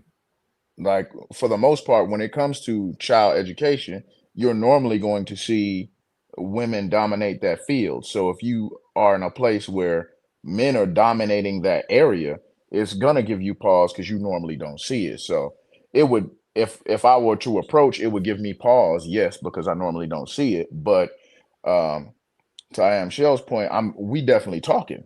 There's no way around that. Yeah, and I guess I asked this question because I go to Lifetime, right? My kids go to Lifetime and they go to summer camp at Lifetime, right? And this one day I walked in and I just noticed they had a lot of guys working there, and it gave me a little bit of pause because it just was a lot of times, in the summertime they'll have like it'll be like teenagers and stuff like that. So I think rightfully so, it gave me pause in this particular interaction to just be like, how do I feel about this? Versus if there were just women, I wouldn't even have second guessed. I wouldn't have thought anything. I just dropped them off and I would have left. Right. Or like situations Jesus where Christ. no, I'm not done. I'm not done. Hank. Hold on. Situations where like you got let's say your daughter went to her aunt house and you know that she has 7 sons, right? That you may not be familiar with, but she has seven male cousins, right?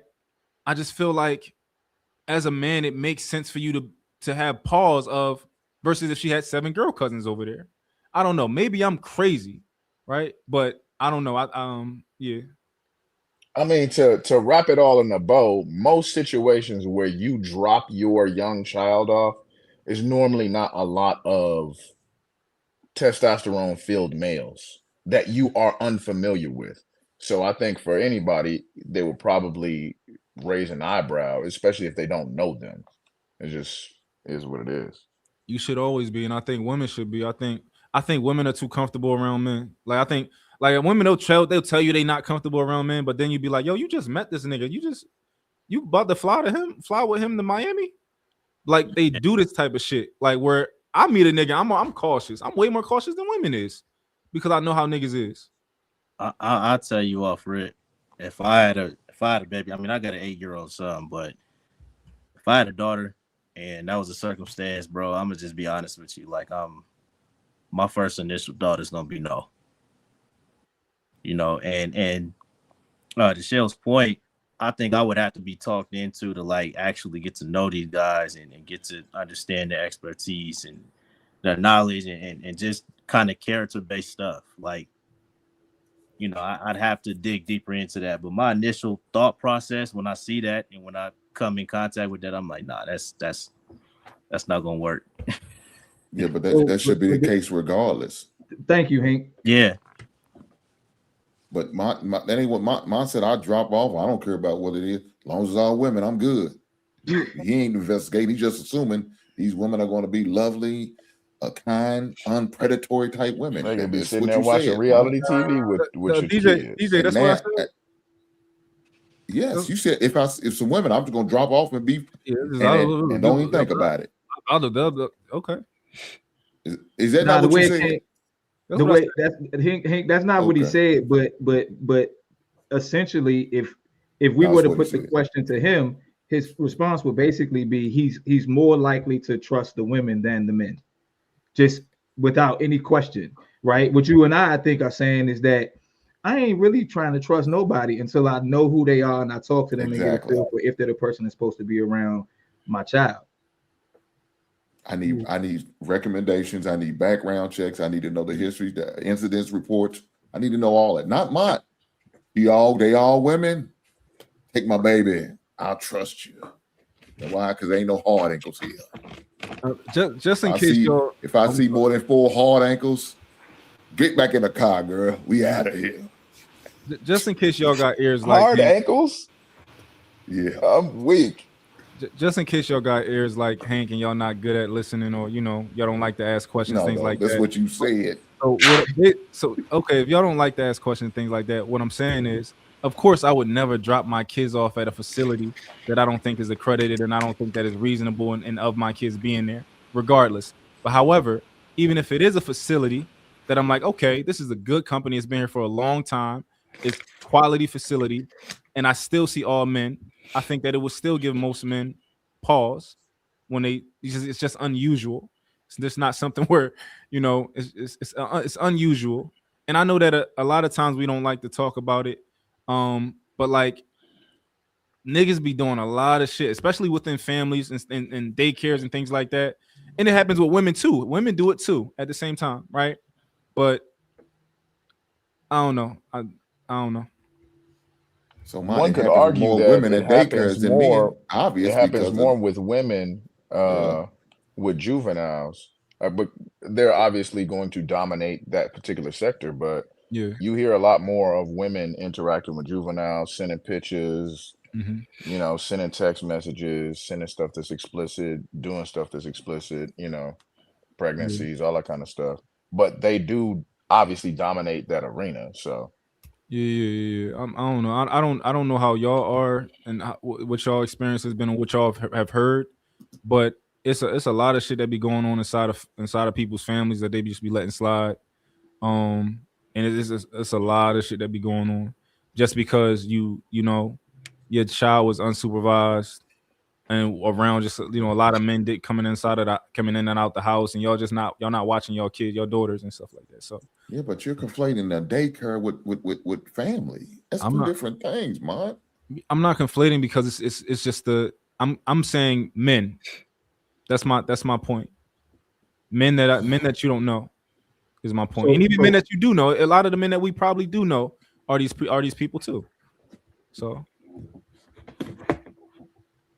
a lot of times we don't want to say it. We don't want to say that like, oh, we don't want to think like maybe our nephew could be this guy or maybe our cousin could be this person. But Go ahead, Bo. Listening to this conversation, I think that it was a little triggering because being afraid to be in a room with a man or be in a facility like with a male coach or whatever is very, very real for a woman. Like like a lot of girls don't say what goes on, so like a lot of people don't know what happens, but like very, very stand-up guys who like win all of these awards and have all of these accolades, even the men that work in schools. Like I had an experience where I was propositioned by my assistant principal. I won't call your parents and tell them that you skipped school if you do a little something. I was 15. So like it happens. My parents didn't know nothing about it. I don't think I ever told them to this day. I hope my mama not hearing this from the other room. But my parents still don't know about it. Like, so it happens real bad. And people never find out. One, because like we can't prove it. Like I can't prove that he said that. And then like at my age, we were brought up in a time where men just did inappropriate things and you just kind of took it because that was the culture. Like these teachers hugging you a little too long, a little too low in your back. So like we have to be aware that these things happen.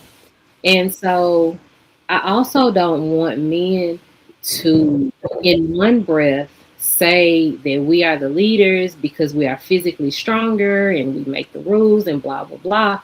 But then in another breath be like, well, why wouldn't you, trust men as equally as women? Well, as a woman who has been a girl in a room with this big, strong man, you can't do a thing. You can do nothing. And then if you can't prove it, nobody will ever know about it. So, like, it's a very real situation. I have had plenty of people do very inappropriate things to me, around me, say things, all of that. And it ain't nothing I could do because I can't prove it. So it's a very real thing. Like I don't think that we should trust women just off the rip, like just because they're women. But I do think that because they're women, Like ultimately, unless they're little children, and big children be able to clock them one time. But women do their own things too. But I think that we should just be very, very aware of the things that happen in the dark that you probably never know about. So wouldn't that kind of lean back towards the idea of some form of separation in certain arenas in order Yeah. to get rid of that kind of fear? You know what I'm saying? Like you have all girl schools. I imagine that used to be somewhat of a norm before it was co-ed. You know, wouldn't I, that help out the particular situation as far as the fear is concerned? yeah, I don't disagree with any of that. Um, I think for a lot of people's safety, that yeah, because I mean, yes, we need our children to be around each other so that they can learn how to interact with the opposite sex. But then you still have this thing of boys doing what they do and girls doing what they like. Boys harass, intimidate, and assault girls. Girls falsely accuse. So like you have those things going on. And if I'm being honest, like it'd be cool to separate them, but I think that we would do better by helping them deal with the dynamic. But then that would also cause us to figure out how to deal with that dynamic because there's a lot of us grown people that still don't know how to deal with men and women dynamics. Yeah, these conversations, I always like to go a little bit deeper when it comes to solutions. I think people address like what's in front of them, but I think the problem is the individual and not necessarily the sex in a lot of cases. So I'm all about minimizing risk. Got two choices. You can probably homeschool your child, and that way you can eliminate risk completely for the most part. If it's just your child is at home, you're homeschooling and they have no interaction with anybody else. The other thing would probably be if you work for a company with a union, they always tell you always have somebody in there that can represent you, that can be another witness as to what the company is saying. You never want to be in there with two company officials and it's just yourself because it'd be their word against yours. It also can play into your favor. You get into a confrontation. You don't want workplace violence, but if you say something without any witnesses, then is your word against their word, and it'd be hard to kind of process the interaction. But same thing in schools. Why a teacher shouldn't talk to a student by themselves. Maybe if you did put cameras in the classrooms, make it's something it has to be like more cameras, including audio. No teachers allowed to talk to a student just by themselves. I think we could eliminate some of these risks because even if you vet somebody and you get the okay, you never know what may happen in their life. And then they don't get vetted again. It's not like they go every 3 months, they getting vetted. They're getting a background check to see if anything comes up. So you have to kind of protect yourselves in the physical location, but you also have to look at people's past and continue to keep looking at it. But these things don't happen. It's just their risk. But since we can't do that, and the likelihood of it happening may not happen anytime soon, I think you have to. Those are just some examples of things you can do actually at the schools. It's no one-on-one interactions, more cameras with audios, like no blind spots. So there's nothing that anybody can see unless something happens inside the restroom. I think one thing, at least for me, I think a solution could be like just start talking about things that we never talk about. Like you don't like when was the last time any of us told, our the young men in our life to you can't, grape a woman, right? I know it's assumed that you can't do that. We assume that something you can't do. Or we assume that our daughters won't weaponize their tears and stuff like that. But have we ever just told them like, yo, don't ever do this? Like I remember like I never used to let my son sleep with his big cousins. They'd be like, "Oh, can he come sleep with us?" I'd be like, "No, you sleep with me." You know, I just didn't, because I never had that conversation with him. But recently, as he got older, when he was staying the night, my sister, I was like, "Yo, don't do like that gay stuff." I'm not none of it. Like, even though you oh, my nephew's not gay, I could assume they not gay and they ain't gonna do nothing weird. But told him like, "Yo, never, don't ever even think about it." Even though I'm not saying you gay, but I just figure I'd tell you that, you know, we not with it.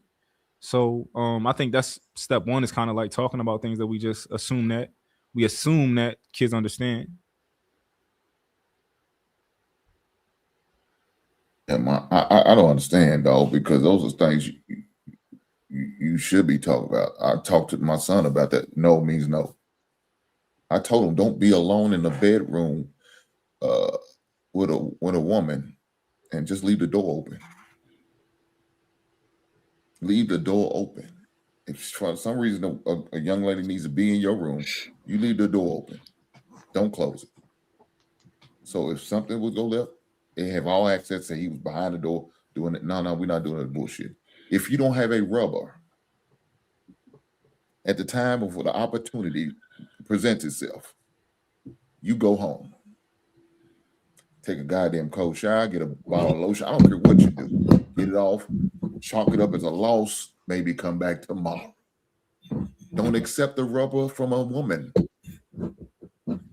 Don't. You present your own rubber. You don't accept one from a woman. Never. Ooh, man, leaving yourself. So these are conversations that I had with my son, and I had these in middle school.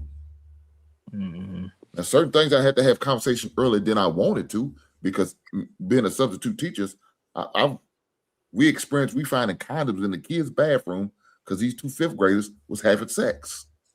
So now it's forcing me, God damn, I got to have this conversation. I didn't want to have this conversation. My son's in elementary too. But I had to have that conversation because of what I just seen. You have to have these conversations. No means no. Don't put yourself in certain predicament. If the opportunity presents it, know how to put on. And yeah, I had to go to the demonstration of showing my son how to put on a rubber. Get a banana, roll, the crescent at the top, squeeze it, roll it all the way down to the bottom. It can't go down no more. Pull out before you ejaculate. I had to have all these graphic conversations with him. I didn't have a problem with that. Now, those some parents are probably squeamish. Your parents were probably squeamish with you having this conversation. I had to have the same conversation with my goddamn daughter. But you got to do it. Unfortunately, this is the reality out here right now. He in college. Is he getting play? Hell yeah, he played basketball. He point guard. He getting all type of play. Don't deal with him. Stay focused. Your girlfriend's basketball. Your mistress is at schoolwork. Stay locked in on that. These heifers gonna be there. Don't worry about them. Stay locked in on what we need to do. And let's go get this paperwork. But these are the conversations I have to have for them. Every year we do a refresher course. What's happening? What we doing? Because if you don't, your son could fall victim. Your daughter could fall victim. That ain't what you want for them. All right, giving closing thoughts. What you about to say, Easy? Yeah, I mean, I agree with a lot that was said. To answer the most recent question, I mean, I'm not gonna lie. If I had to take my kids to a daycare, I would kind of initially, my immediate impulse would be kind of a red flag to see a daycare full of men, just off the rip. But at the end of the day, as was also stated, I would still screen any environment where my kids are going where I'm not going to be present. And even when I scan the room when I'm with my kids. So of course I'm going to scan the room when I'm not with my kids. Now my kids are grown now, but still, I mean, even back in the day, my kids didn't stay everywhere, they didn't spend the night everywhere, whether it's relatives or what have you. Going back to the gentleman, this artist that's went through this lawsuit, I mean, he's traumatized by this situation. He lost a lot of deals, and it's just a very traumatizing situation. So he's taken the whole situation and bundled women all into one category of what he plans to stay away from and not have to deal with ever again, because he's just traumatized. I don't know if he lost friends, girlfriends, what have you. And he was guilty until proven innocent, as it seems. And until there, even with every topic we've discussed today, until there's like legislation or some kind of criminal response to a false claim or any kind of malfeasance or anything that's like slanderous, these things will keep happening. And it's unfortunate because yes, there are many women who have been victimized. So on one end, many women have been victimized, but then there are some women who are going to use that as leverage to try and falsely accuse someone. So the only happy median or resolution is to have criminal charges if it's proven that the person lied. You know, in my thoughts there. All right, we'll go ahead and close out. Well, y'all see y'all yarning and all that good stuff, man. Y'all folks showing y'all age on this stage today. Some people got the itis. Some people still got 12 hours of sleep and they still tired. Something wrong. Something wrong. Y'all make sure y'all floss before y'all go to bed, man. I know a lot of y'all don't do that. That's why your breath stink. I don't know. God, right now, he just told me to keep it real. Damn. Floss your teeth. Where did that shit come from? Hey, back to the basics, man. Start with the breath. You traumatized by somebody today, JR? No, I wasn't traumatized, man. But some folks. I've been around some people that I was quite surprised. I'm like, damn, is your tongue thick? Was there food still left in there? I couldn't figure it out. Some was suspect with the mouth. You gotta get a water pick. You got a water pick, JR? It's not have anything to do with me. I mean, I don't. No, I'm not. No. You tried to redirect. That was slick, brother. I just didn't mean it like that. I'm just asking if you got a water pick. Now, you know what? I get my teeth cleaned maybe 3 times a year, and I'm old school with the floss. I have been blessed with the opportunity to say I've seen a water pick. I've been able to understand. I heard great things, but I haven't had any issues, man. I get my X-rays.